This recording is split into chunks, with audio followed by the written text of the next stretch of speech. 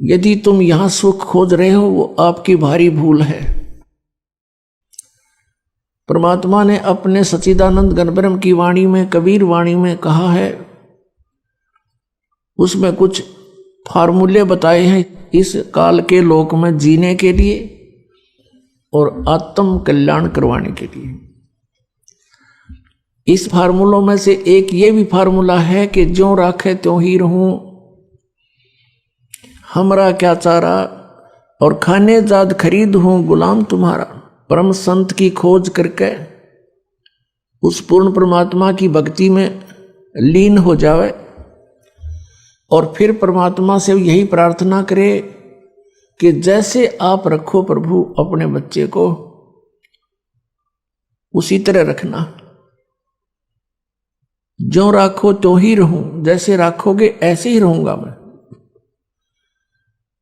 और फिर कहते हैं, राज्य क्रमता राम की रजा धरे जो शीस, दास गरीब दरस परस तिस बैठे जगदीश। परमात्मा की रजा में राजी रहे, प्रसन्न रहे, जैसे भगवान फिर रखे। जैसे जब तक हम परमात्मा की शरण ग्रहण नहीं करते हैं, अपना जीवन जी रहे होते हैं, तो हम अपना प्रारब्ध ही भोग रहे होते हैं। उसमें दुख भी भयंकर आ सकते हैं और यहाँ के नकली सुख भी प्राप्त होते रह सकते हैं। कौन से सुख? जैसे पुत्र प्राप्ति, कोई व्यवसाय की स्थिति ठीक हो जानी, इस तरह के जो सुख हैं ये भी खूब मिल जाएंगे आपको। लेकिन इन सुखों का अस्तित्व कुछ नहीं है। ये आपके काम के नहीं हैं। आपके पास अरब संपत्ति होगी, अरबों की, अगले दिन आपकी मृत्यु होगी। वह संपत्ति आपकी कहाँ थी? आपके संतान है, पुत्र पुत्री हैं, पोते पोती होगे, देवता देवती होगे। आप मृत्यु के उपरांत पशु योनि प्राप्त कर गए, कुत्ते में घूम रहे हो, सैर सपट्टा करते उन गलियों के आगे से, आपको टूक भी ना डालने हुए।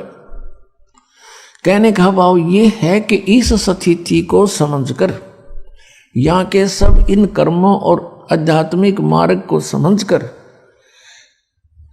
हमने अपने जीवन को एक सुचारू करना है। जब तक हम परमात्मा की शरण में नहीं है तो दोनों प्रकार के आपके ऊपर वो संस्कार प्रभावी रहेंगे। जब आप परमात्मा की शरण में परम संत के माध्यम से आ जाते हो, फिर आप अपनी मर्जी मत चलाओ। अपने यहां दीर्घ रोग लगा हुआ है जन्म और मृत्यु का, और हमने ये रोग कटवाना है। ये भयंकर जो है रोग है आपका, और ये बीमारी सबका लगी हुई है। ये ब्रह्मा विष्णु महेश का भी यही बीमारी है, इनको भी जन्म मृत्यु का रोग है।